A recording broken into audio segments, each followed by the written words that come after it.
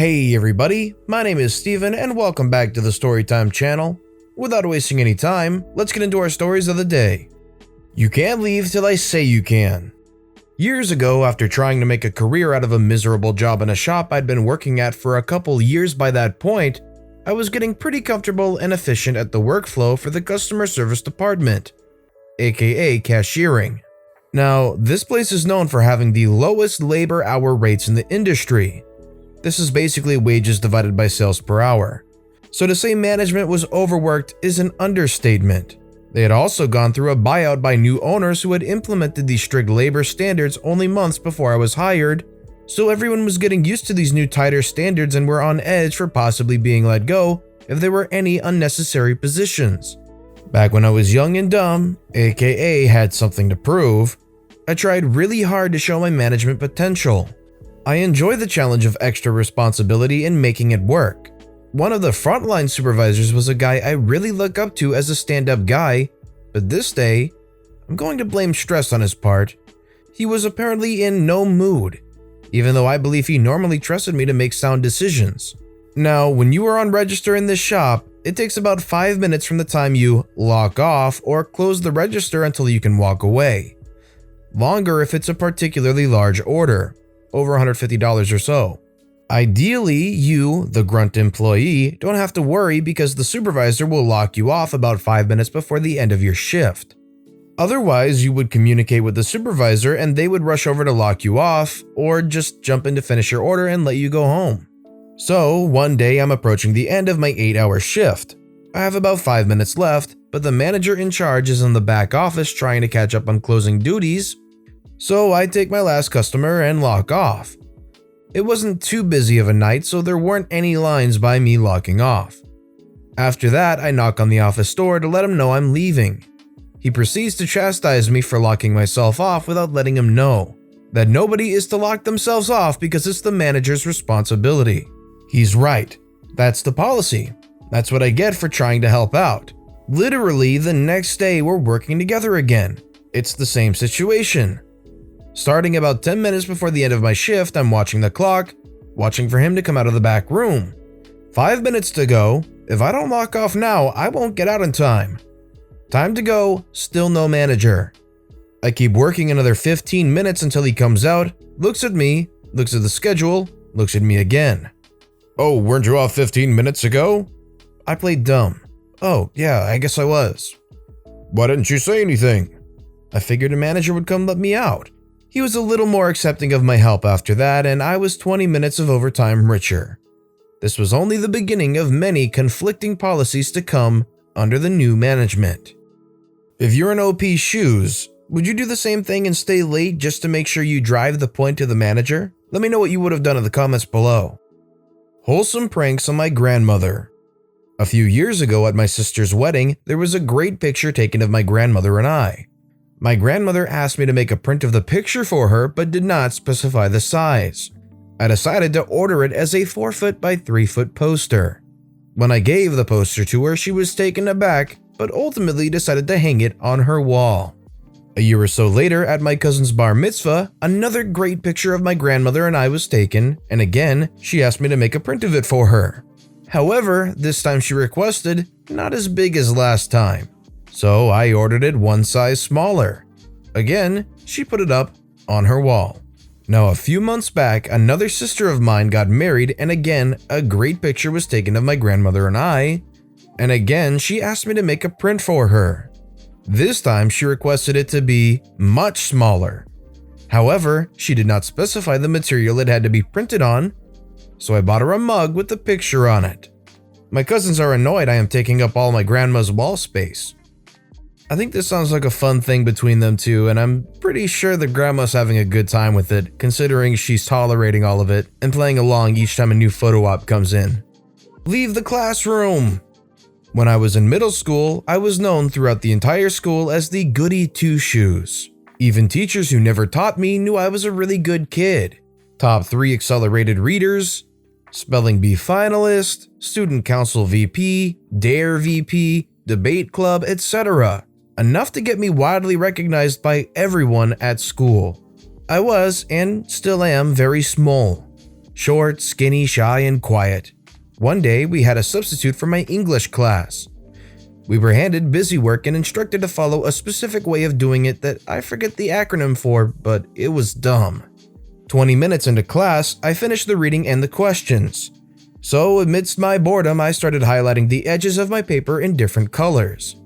The sub wasn't happy about this. She yelled at me to do my work like my classmates.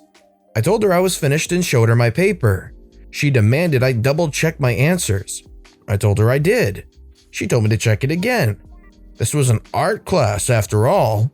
So, being the small bean I was, I complied and, wouldn't you know it, 10 minutes later I was done checking and back to making my paper pretty. The sub blew up. She started yelling at me about how I was so irresponsible, couldn't follow simple orders, and how she wanted me out of the classroom. A couple classmates jumped to my defense, telling her I was a good kid, the smartest of the class, and if she would check my answers, she'd see they were all right. The sub wouldn't hear any of it and threatened to kick my classmates out too. I motioned to the loudest of them to drop it, grabbed my stuff, handed in my worksheet, and left the classroom. I walked over to the next classroom, which belonged to a teacher I didn't know, and I asked if I could stay until the end of class. Some of her students recognized me and started murmuring. She asked me what happened, and I told her. So she had me pull out a piece of paper and explain what had happened. For the entire rest of the period, I wrote. I included names of those who stood up for me in case she tried to get them in trouble. I included word by word what she had said to me and the aftermath that led to me writing the report. I even included an apology to the sub for the misunderstanding and for not doing something other than doodle/color. I ended up filling a lined piece of paper on one side and half on the back. I gave it to the teacher when the bell rang and made my way to my next class. By the next morning, the whole school knew about it. My debate club teacher asked if it was true I got kicked out of class, and I said yes. I also explained why, and she started going off about how unfair that was. I shrugged it off and told her it is what it is. By the time I got to the class I got kicked out of, people I didn't know started asking about the incident. I didn't say much because I only saw it as a misunderstanding. My regular teacher was back. She was a bad bud lady, capable of intimidating even the toughest kids. Spent time in the armed forces. She pulled me aside and told me she read what I wrote, and the sub left a note about a misbehaving student, and she couldn't believe it was me. She assured me I didn't have anything to worry about and that I was never going to have to deal with the sub again. And I didn't. Later on, the debate teacher told me that the sub wasn't allowed to come back to our school. I felt bad about it, but I was seen as sort of a hero for getting rid of that sub.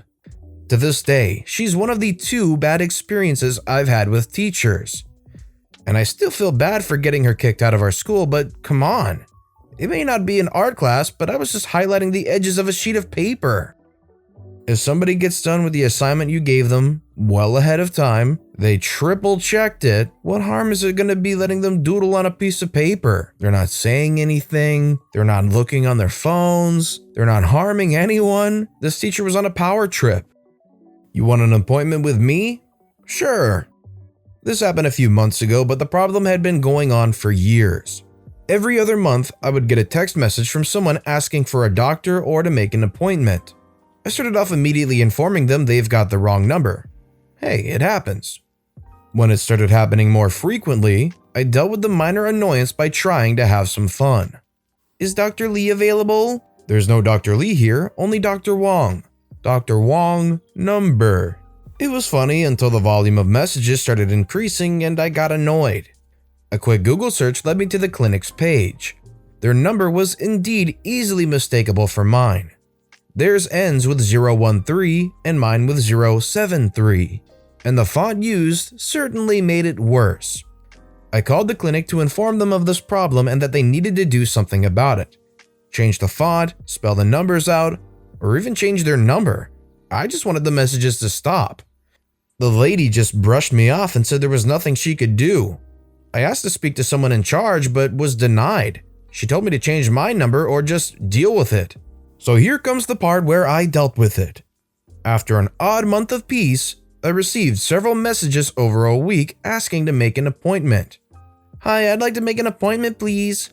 Sure, the next available slot is next Friday at 10. Would that work for you? I made very sure never to claim that I represented the clinic. If anyone asked for a specific doctor, I would say there is no such person here, and if they did ask for the clinic, I'd inform them they've got the wrong number. Basically, I had myself covered and I tried to have everyone's appointment at the same time. When Friday came around, I received several angry replies from those people and a call from the clinic. Messages went generally like this: "You're a terrible person. Why would you do this to waste my time? Why did you pretend to be the clinic?" "I'm sorry, ma'am, but I run a PC repair service. Except I don't take appointments via SMS, nor is my personal number listed. I was expecting you at 10, but you didn't show. If you looked at your message, you never asked if I was the clinic, and I never claimed to be." And the call went like this: "CL is clinic lady. Hi, who is this? Why did you pretend to be us and arrange for all these appointments? I called you months ago letting you know about this, but you told me to deal with it. So I set appointments up for them to see me. It's not my fault they showed up at your door. Maybe you should change your phone number." I hang up. Sure, I felt a little bad I made those people travel to the clinic, but I've since stopped receiving messages from random people, and after checking on the clinic's site, they now have an online appointment making system. It's a little mean to send these people around to a fake appointment, but I get it to really drive a message to the actual clinic. Plus, you never claimed you were anything. They just went along with, "Sure, next Friday at 10? Sure, sounds great. Okay, bye." Need more privacy at the ER? No problem. A relative of mine dates an ER doc. It was a typical slammed evening, and a lady arrived with a non-urgent, non-personal area problem. All treatment rooms were full. The doc suggested that she have a seat in the hallway, and they could probably get her taken care of fairly soon. She started complaining about being in the hallway and used the term HIPAA, HIPAA. That was all it took. The doc said, "No problem. Have a seat in the full waiting room and we'll get you a room when we can." The patient said, "You know, doctor, I'm actually comfortable being seen in the hall." He replied, "But now I'm not comfortable with it." She was there for 6 hours before a room was available. An incredibly busy evening, and the doctor did what they could to try and make the experience better for the person, albeit being in the hallway, and the person starts trying to get upset about it. They got what they deserved, and boom, you have to wait 6 hours before a room was available. But with that being said, that's all the stories we have for today, so what I want to know is which of these stories was your personal favorite and why? Let me know which story it was in the comments below. And thank you all so much for watching and listening to the Storytime channel. If you haven't yet, please consider subscribing, and don't forget to turn notifications on so you'll never miss an upcoming video. Thank you all again for watching and listening to the Storytime channel.